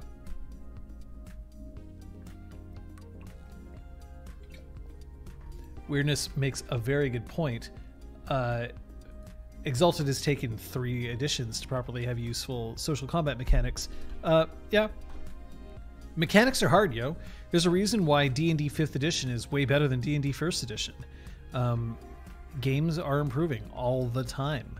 And yeah, it's totally possible to play a game that's old and still really enjoy it. But there's a reason why new editions come out and why generally it's often a good idea to play the latest edition, because we learn more about mechanics and about games and about how to make them work. So there is that. Requiem Lost. Do you see a difference between a weakness in a certain skill set like combat versus a story-based weakness like a serious fear or something? Yes. A weakness in a skill set is something that is resolved by mechanics, and a story-based weakness is something that's resolved through role-playing. They're 2 different things. And depending on your players and depending on the storyteller, this can mean something that's easier or harder to resolve.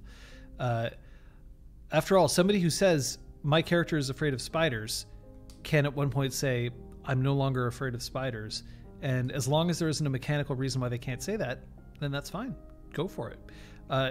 But a player can't say, I'm good at combat now, without actually spending the experience to get the stats that they need to become good at combat.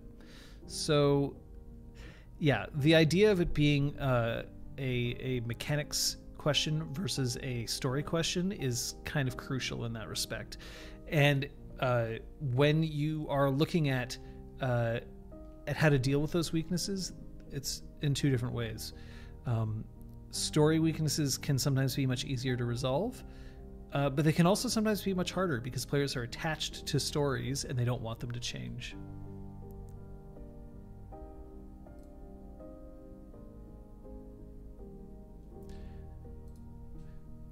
Everyone says, acknowledging that you let player interest guide what elements are used in the story, is there something in the system that you're really excited to dig deeper into and hope to explore either through player choices or NPCs? I mean, plenty. Social combat is always fun.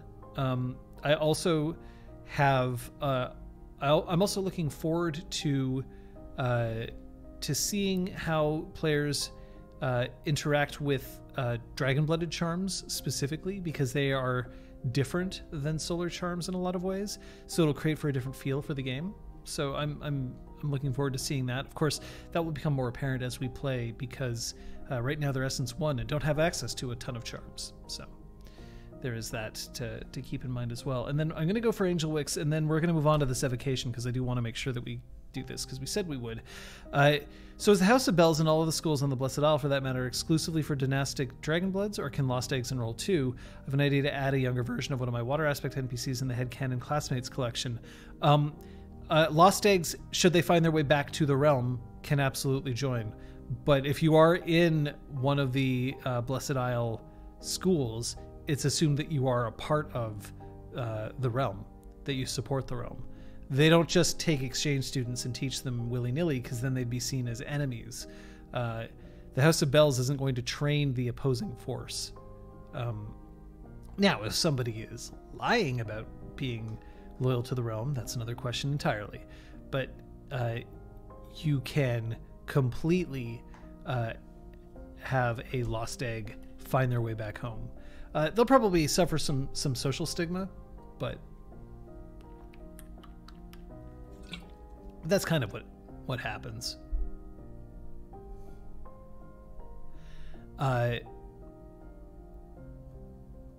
Every realm school is expected to have a number of spies in its number, obviously. I mean, well, yeah, real brick wall. That's kind of the way it is. Secret to fighting intimacy. I'm gonna fuck this place up. Yeah. This year's exchange student is from Look Shy, Say Hi classes. Would be something that would never happen. Yeah, Look Shy specifically being Dragon-Bloods who don't support the realm. Yeah, that won't happen. Or at least it won't happen in my game because it'd just be canonically too strange. All right, well, let's have a look. We're going to go on to Lawcasting Atemi for a moment. So evocations are basically like custom magic that... magic, I shouldn't say magic. They're custom powers that an artifact has. And we have two characters in our game who have artifacts. Gale Whispered, Liz's character, has an infinite chakram known as Soaring Eye, and she said that she wanted to have this artifact have evocations and abilities that surround her ability to be a strategist.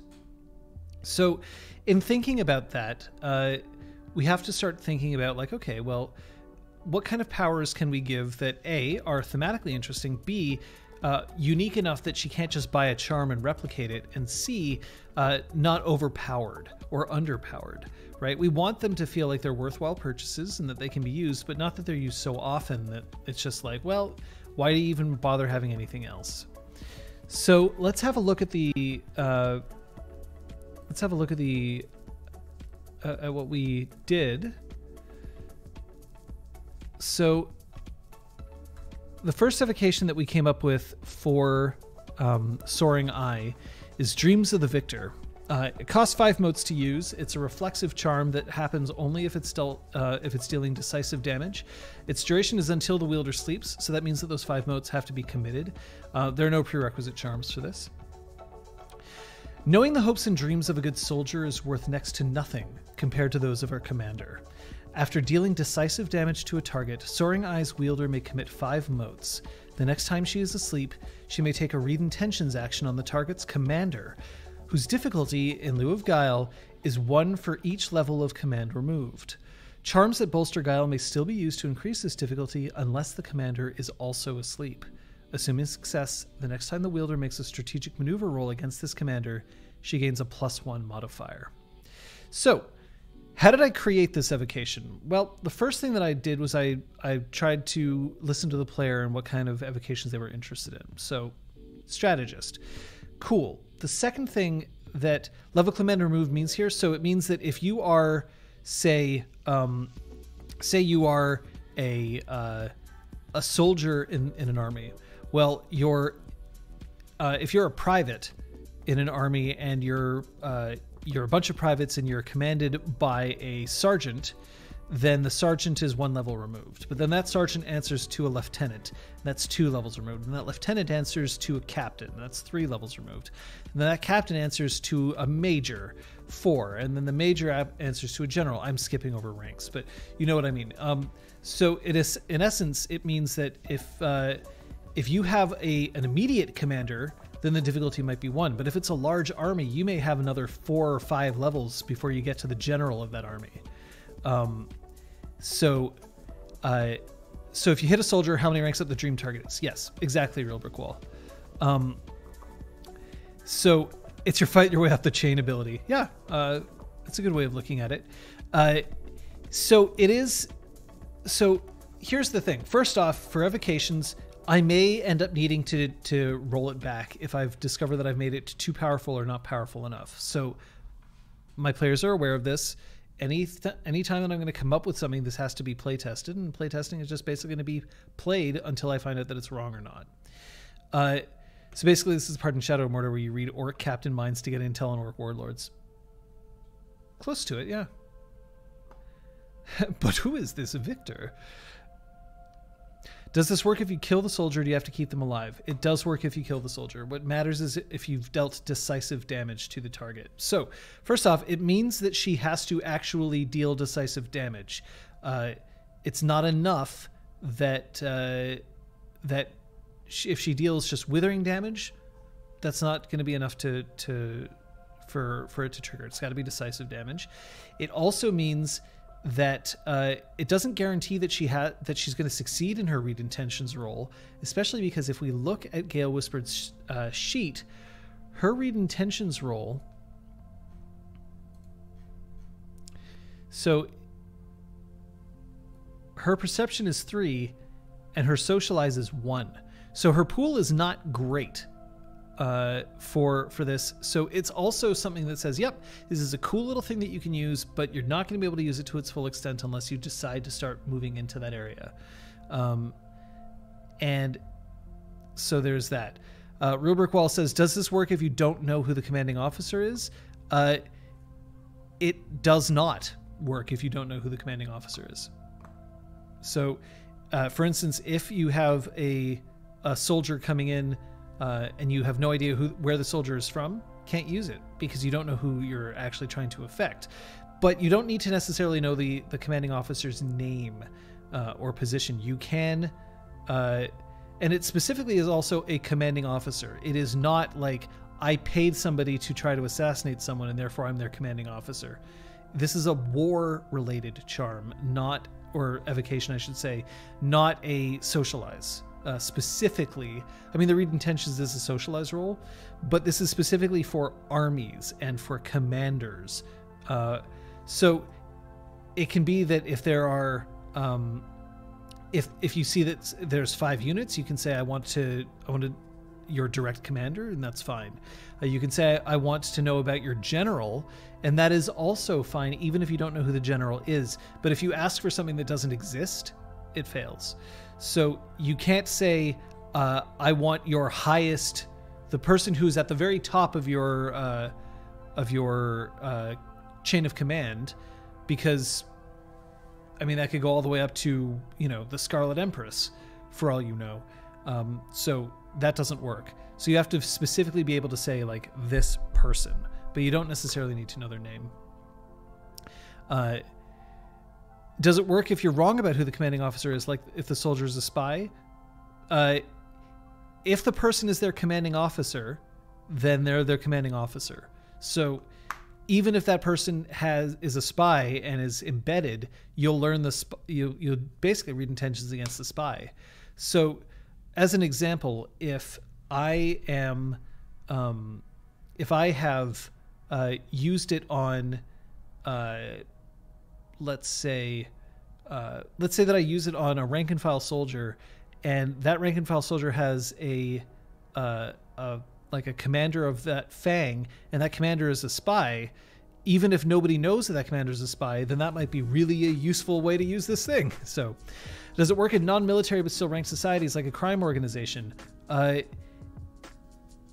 If it operates in enough if it's an organization that has enough of a feel to it that has a commander, it will work. But it's not going to work if it's just like, I have hired somebody to do a job for me. That's not a commander. That's a boss. So it's designed around war, but see, now all the people are just asking these edge cases, and that's a very important thing to note, is that all these edge cases I either have to have an answer for, or I realize that it's too vague. Does this have specific mechanical effects when it comes to making opposing stratagems, or would that be a follow-up evocation? So very specifically, in the evocation itself, it is mentioned at the very end, assuming success, the next time the wielder makes a strategic maneuver roll against this commander, she gains a +1 modifier. So yes, it specifically has mechanical effects when it comes to opposing stratagems. If it has gangs with gang bosses or a bandit mob being led by a bandit lord, then yes, that is a commander. I'm talking specifically if somebody is a commander, if their role is to lead others in battle.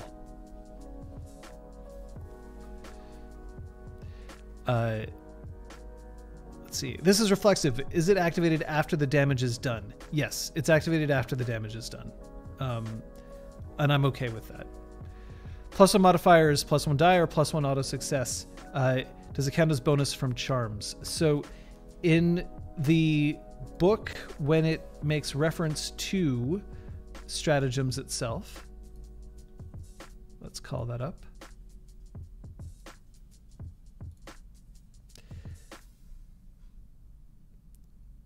So modifiers are specifically mentioned as plus or minus dice. So it is a die. Modifiers are dice, unless it specifically says success. So in the language of the book, a modifier is a die. Does it count as bonus from charms? I should probably make that determination. Yeah. So because this is an evocation, and because we don't want to punish somebody for this, we're going to say she gets a +1 non-charm bonus die.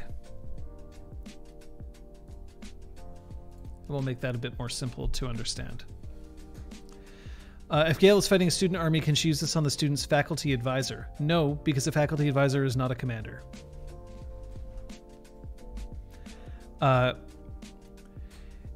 Hashtag you can fight like a Krogan, run like a leopard, but you'll never outdo Commander Shepard. Fair. Reckonlaw says, so you can't just hurt a store clerk and learn about the general manager. I mean, you can, but not using this evocation. Very, very good point.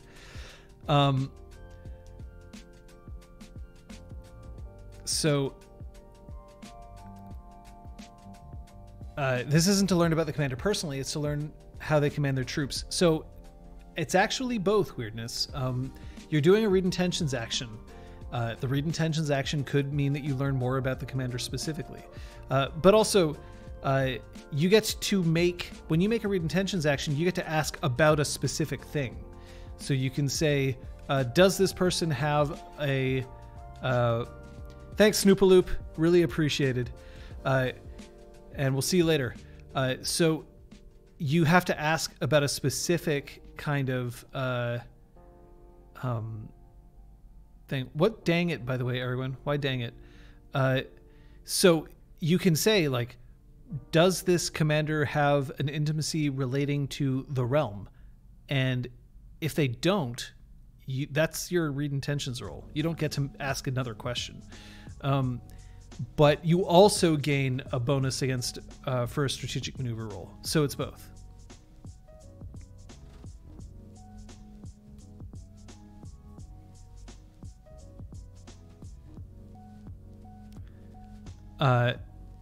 So Osub says this definitely feels like an evocation that Gale will be excited to use. I hope so. Like, and that is part of the goal, is to create something that somebody actually wants to use. But I've tried to make sure that this isn't too powerful, because this also means what I've inserted in this is if they're fighting an army and she uses this on somebody, she has to sleep before it will work. And that means that she can't use it in the same battle as is happening right away. So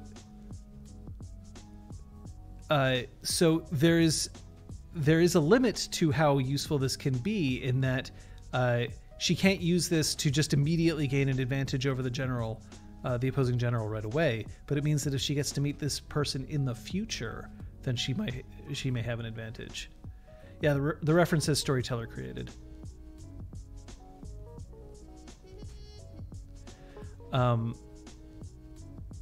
You potentially gain other modifiers using this evocation than the simple +1. Absolutely. Like if you discover an intimacy that's particularly important to the battle at hand, then it could also continue to improve your strategic maneuvering. Possible with further upgrades to the charms to the evocation, or if you can somehow utilize an intimacy in combat. Absolutely. If we ever do play at the weekend war games that Bells is famous for, that I can see it being relevant if they fight versus someone on Saturday and face them again on Sunday. Exactly. So exactly, Erwin. That's also something that's tailored for this campaign, is that, yeah, she might have an issue the first time she battles somebody, but the second time things get a little easier. can this evocation be stacked? If I attack different subordinates in different days, does the bonus stack? A very good question. And I would say that I should probably figure that out as an edge case. Because it isn't committed, you have to commit the modes for this.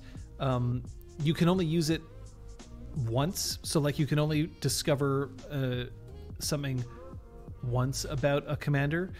But I would say that we do have to deal with that edge case, because I don't want somebody to be able to get a +5 charm bonus on the next strategic maneuver roll because you went out and you managed to slice 5 of their soldiers. So it would technically need a stackable keyword for that. You're right. But no, because the commit is over once she goes to sleep. Because then she gains the knowledge, and then the knowledge is retained. But assuming success, the next time the wielder makes a strategic maneuver roll against this commander, she gains a +1 non-charm bonus die. She may only benefit from this bonus die. Single bonus die, no matter how many times this evocation is used.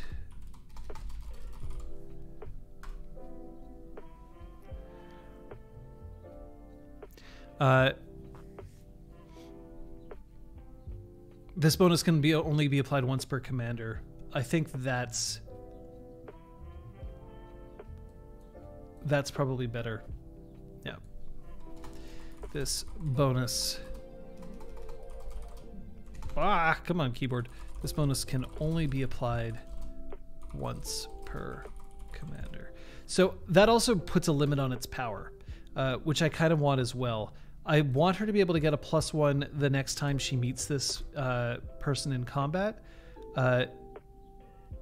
So we're going to say, assuming success, the next time the wielder makes this bonus can only be applied once per commander. So I would say that you can, if you then meet somebody, if you use the charm again after you use the +1 bonus die, you can get that +1 again, but that's a maximum of +1, and I don't want that to be any higher. Get up to essence bonus dice, that can be a ton of bonus dice. And remember that the one individual strategic maneuver roll is incredibly important, and you don't get to make more than one. So if you give too many bonuses to that single really important die, then it has the potential to be very unbalancing very quickly. I honestly think that the ability to invade their dreams is a bigger deal here than the bonus die. So being able to make a read intentions roll on somebody from a distance is very powerful, especially if I've said that the difficulty is no longer dependent on their guile. That is honestly like a big bonus, but it means that you have to hurt somebody to do it. Decisive damage is also damage that you have to notice, right? Like, no one's going to be like, oh yeah, I got cut by an infinite chakram. I didn't notice that. Like, it's not like a dart. So can she chug a sleeping potion and then have someone administer an antidote to do it during battle? If somebody is going to try to game the charm that way, then I would say technically, yes, you could do that, but then I would introduce that there are other dangers involved in that. Roberqual says, John, a suggestion. A common design choice in the Dragon-Blooded book is that you can gain magic specialties in specific targets and can have a number of them equal to your essence. Maybe that would be a good way to do this charm's effect. It's a good point. I could make it more tied to this, but that would also imply that this is a Dragon-Blooded artifact. Now, despite the fact that it is made of jade, which would imply that,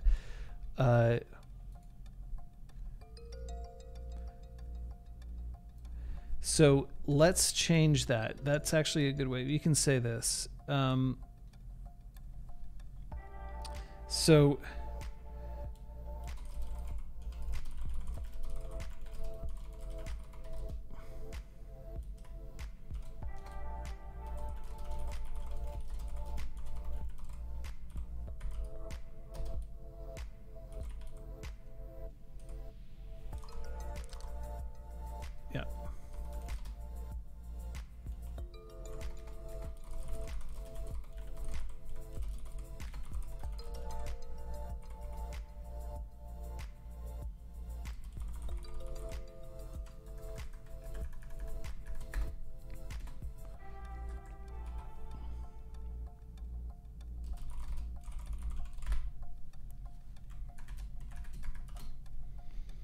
So now we've changed it to the wielder gains a temporary specialty for the next strategic maneuver roll involving that commander.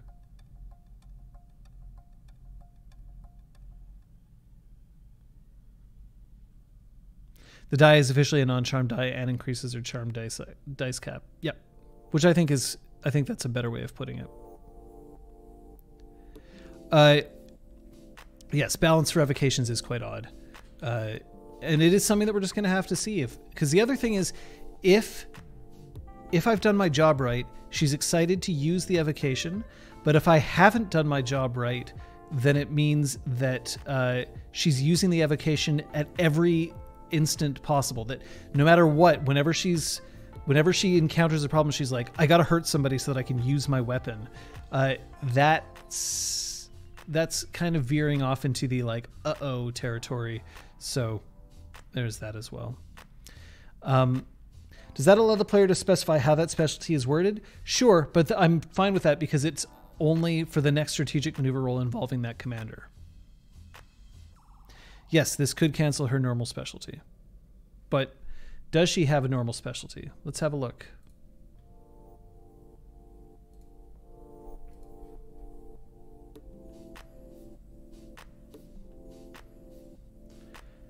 So she has a specialty in war of plan of attack, which may then mean that this will override that. So that's also an issue. That does mean that the evocation isn't would no longer be useful for that. So we're gonna go back because we're gonna change that because obviously that could still work as something, but because this is an evocation specifically for this character's weapon, I don't want to force that. So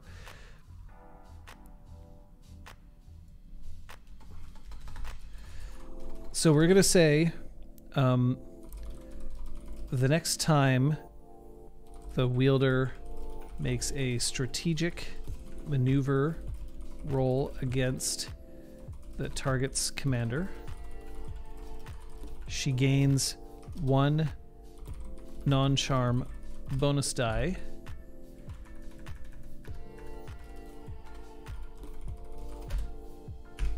She gains a maximum of 1 non-charm bonus die. So they're not made during battle. They're made to try to set up a battle between yourself and another commander.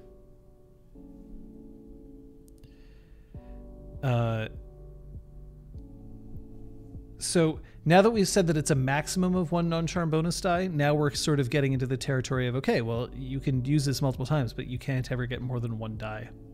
So one thing I'd like to consider is letting evocations grow with essence so that they're always relevant. You may want to set the die to essence divided by 2. I don't want to because I think that eventually there will be better evocations to use. The reason why I don't want to do that is also because, like I said, the strategic a strategic maneuver roll is a single roll made before a battle. The more bonuses that I give to that roll, the more unbalancing it could have, because it's not just a roll that happens and it's just one effect.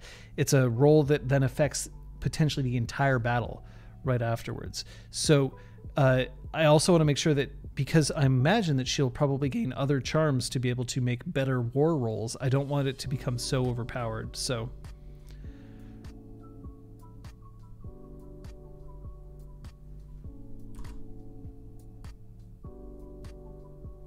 I don't know if that wording is required, Aragorn, because the next time the wielder makes a strategic maneuver roll against the target's commander, she gains a maximum of 1 non-charm bonus die, means that she's gaining that maximum of 1 from this evocation.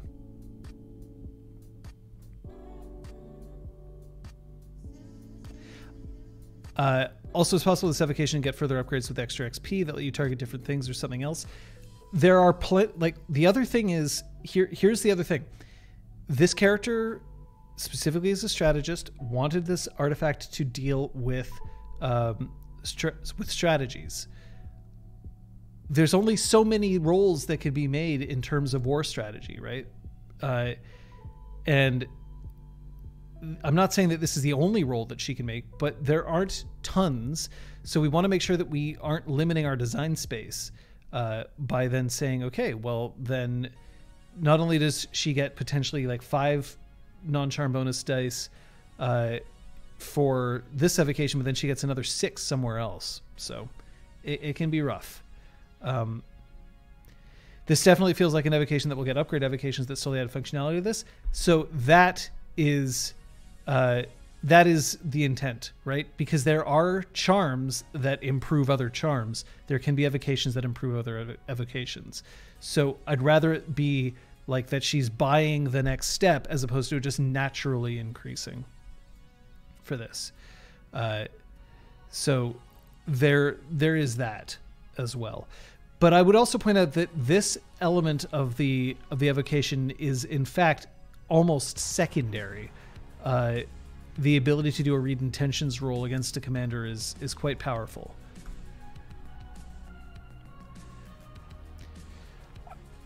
Ideas for other evocations for this artifact. It's reflective like a mirror, allowing Gale to see strategic challenges from another angle and take another approach. Very possible. Given that she's likely to use this in at least one at-school mock battle, it'd be nice if it does well something in that situation. I agree. We want to make sure that she has the opportunity to use the evocation. But let's take an overall look. First of all, let's also look at the narrative side of it. Is it evocative? We've got a name, Dreams of the Victor. I mean, it's not fully like it's Dreams of the Victor is a way of evoking what the charm does, but still, or evocation does, but still giving it an interesting kind of like name to refer it as. But remember that names of charms and evocations are not they're game mechanics only. They're not actually referred to as such in the context of game. Like no one's ever going to say use monkey leap technique unless the character decides to call their own ability that. So there is that as well. What was the chakra made again? Both main jade and other embellishments. It's made of blue jade and inlays, but not another magical material inlay. So we also 5 motes. 5 motes is it puts it on the slightly more expensive for a single use charm. But I'm also not calling for willpower or whatever because I want her to be able to use this. I want to encourage her to use it.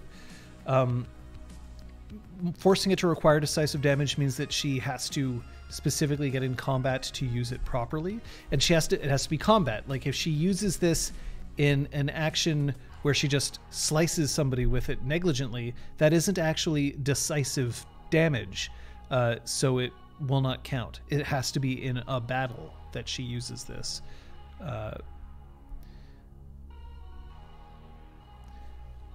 And otherwise, I think, thanks to your help, we've got this evocation where we want it to be for now. Obviously, we may have to make changes, but c'est la vie. So we didn't end up making Pyres' evocation. We ended up working on this one, but that's okay. Pyres' evocation will come a little later.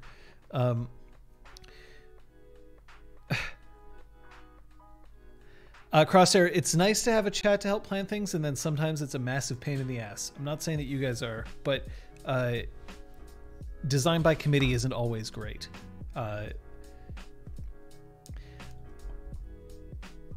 Pyre's weapons did have well, okay, embellishments and stuff like that we can also add on, right? Again, we're allowed to make changes. It's the first 3 sessions, but also, you know, I didn't go into huge detail about them right away. So, but at any rate, Sunday is ExalTwitch Academy's session 1. Find out why these 3 are going to be put into a Fang together, and find out why that Fang's only got 3 participants right off the bat. We'll get to know them a little bit. We'll get to see what's going on. Get to revel in the glorious stream tech that we've got going on thanks to Kate's efforts and Aragorn. Honestly, some really cool stuff happening. Just give Pyres the Master Sword from Zelda. But I know what Scott has requested in terms of evocations for pyres. So there's that. The bot's not active, Erwin. It would. I guess I should have turned it on, but I didn't. But we're almost at the end anyway. So, but also tomorrow's Punchy, 6 p.m. I don't know if Scott and Liz have determined what game they're going to be playing yet. But that'll be interesting to tune in to find out. Saturday, Drew Crew. Sunday, Punchy Book Club. In I think 1 p.m. Eastern.